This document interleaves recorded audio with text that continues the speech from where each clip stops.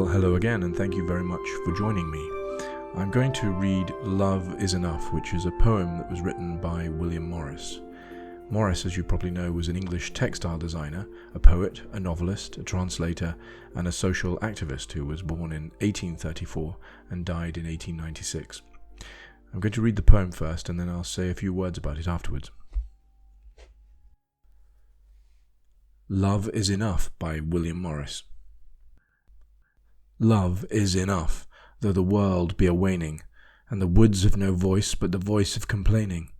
Though the sky be too dark for dim eyes to discover the gold cups and daisies fair blooming thereunder, though the hills be held shadows and the sea a dark wonder, and this day draw a veil over all deeds passed over, yet their hands shall not tremble, their feet shall not falter, the void shall not weary, the fear shall not alter, these lips and these eyes of the loved and the lover.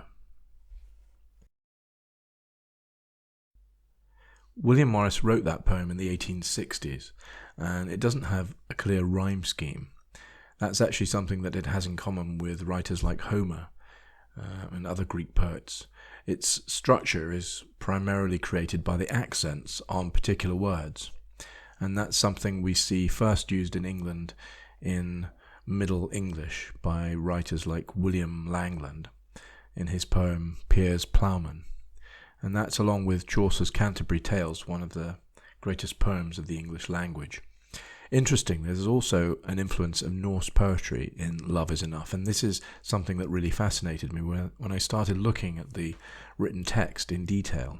I noticed that there's a very strict pattern of alliteration, which you find in Icelandic sagas. This is a little complicated and time-consuming to explain. It's quite hard to spot, but in the first two lines, if I read them again, love is enough, though the world be a waning, and the woods have no voice but the voice of complaining. There's a lot of similar sounds in there which give an enormous richness. Anglo-Saxon writers didn't really compose lines in that way, and I can only think that this very powerful, undulating Norse rhythm of alliteration has appeared here because Morris had been immersed in the study of Icelandic literature from the 1860s onwards. I discovered something absolutely fascinating in a book by James Diedrich, which was published in January this year, 2017, and it's called Matilde Blind, Late Victorian Culture and the Women of Letters, which is a very good read, by the way. He says that on the 25th of May in 1870, William Morris attended a lecture at the Assembly Rooms in St. John's Wood, which was given by Matilde Blind, who was a German-born English poet, an essayist and a literary critic, and the subject of the lecture was a translation that Morris had co-written with a man called Erika Magnusson, who was a librarian at Cambridge University and a lecturer in Old Norse. The poem that Morris and Magnusson had translated was called the Volsunga Saga, and Morris had published it in 1870. Apparently, during the lecture that Morris had attended, Matilde narrated the Volsunga saga so dramatically that it had a marked effect on the highly cultivated audience, who warmly applauded. That's a quote from somebody who was there at the time. Matilde Blind then reviewed Morris's Love is Enough in 1871, calling Morris a genius. She speaks of the poem's mysticism, which includes the weird sweetness of Celtic legends, and she says that this kind of poetry always produces on our imagination an effect somewhat resembling the impression received on looking at a familiar landscape through the mellow emblazonry of a painted casement.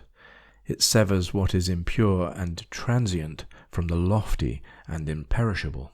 Well, that's a spectacular description that any poet would be proud to hear expressed about his work. The English poet Christina Rossetti, who was alive from 1830 to 1894, said around the time that Love Enough was composed, "The poem is, I think, a higher point of execution perhaps than anything he has done, having a passionate lyric quality such as one found in his earlier work, and of course much more mature balance in carrying out." And the playwright John Drinkwater, 1882 to 1937, said, "There is love poetry that is scarcely to be surpassed in its depth and tenderness." Another beautiful quote. So the poem was printed by Morris's Kelmscott Press in 1897, which unfortunately was a year after Morris's death. I'll just say a brief word about the subject of the poem. It's really a morality play. Lovers press ahead through a dark woodland where it's difficult to see the natural beauty around them, but they don't fear and they don't falter. It's about idealized love, but it's also about love for the divine, which is the same sort of love that we see Dante expressing for Beatrice in the Divine Comedy. Morris is describing love as a place to occupy, rather than merely a feeling. Love is something that matures the spirit as well as the body. And I think the main theme of the poem is the necessity of expressing kindness in the face of evil, love in the face of hatred, and gentleness in the face of cruelty. If you're a lover, you will be loved, and you will never grow weary or be afraid. Thank you.